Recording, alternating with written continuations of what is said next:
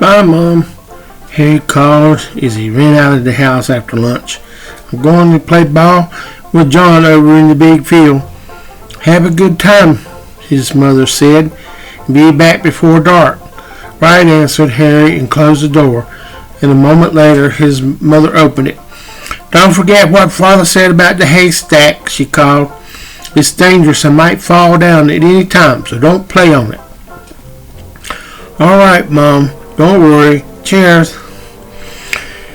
And Harry was off again, but when he and John had played ball long enough, they began to look for something else to do. They played tag, but not for long. Tag is no fun when there are only two to play. Next, John and Harry went to the field beyond the barn. Here, by shouting towards the barn, they could hear their voices echo, and this passed the time for a while, but soon they were bored. The boys began looking at the big haystack.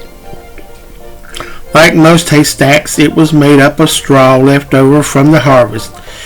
Straw was used as a bedding for the cows in the winter. On modern farms, the straw was put into bales before it stacked.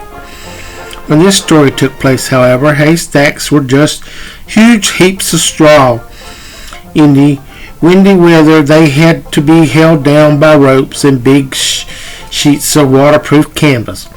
The haystack Harry and John were looking at was just dry straw with no ropes and no canvas. Instead, the farm workers had given it a roof like a thatched cottage. It looks like a big friendly monster, said John.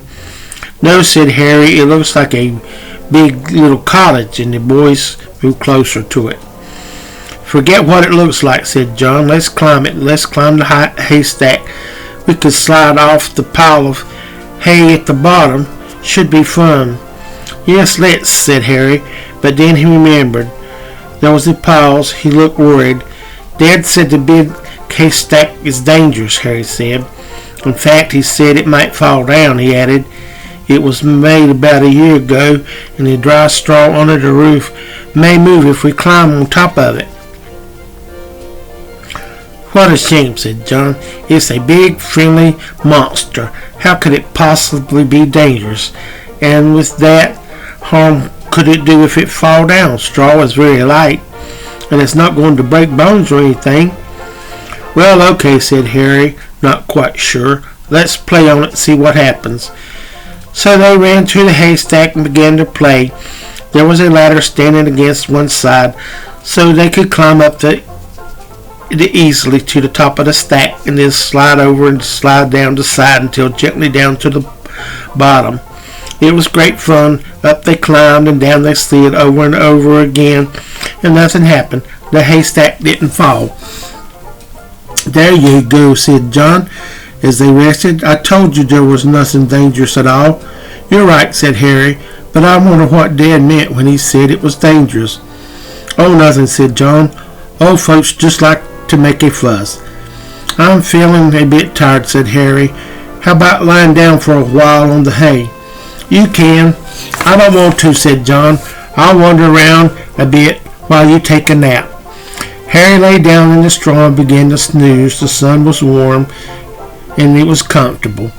He stretched out this way and that, and then before he knew it, he was asleep.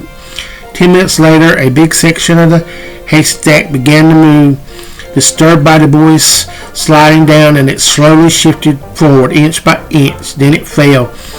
There was no noise, no sound of breaking or anything. It just glided down like an avalanche right on top of Harry. He woke up with a start, and what happened to the sun? It was pitch dark.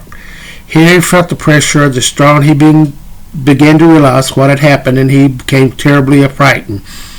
He tried to say straw was heavy, but when he opened his mouth, it soon filled with dust.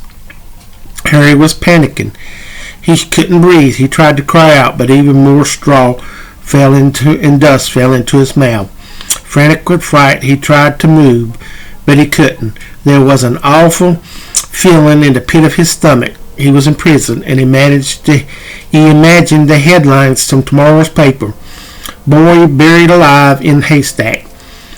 Thankfully, John was not far away, coming back to see if Harry was awake. He saw what had happened, and he became frightened too. "Help, help," he cried. "The haystack's fallen on Harry. Quick, help." Then he rushed to the great heap of straw and began throwing it aside, and more straw fell as the more he dug, and as though his task was hopeless. Hearing John's cry, 2 farm workers ran over to see what was the matter. "Hurry, hurry," cried John. "Harry's buried under there. He'll suffocate if we don't get him out soon." How they worked, throwing the straw aside. Pretty soon they found Harry and dragged him out, and he was unconscious, was carried to the house and brought him around.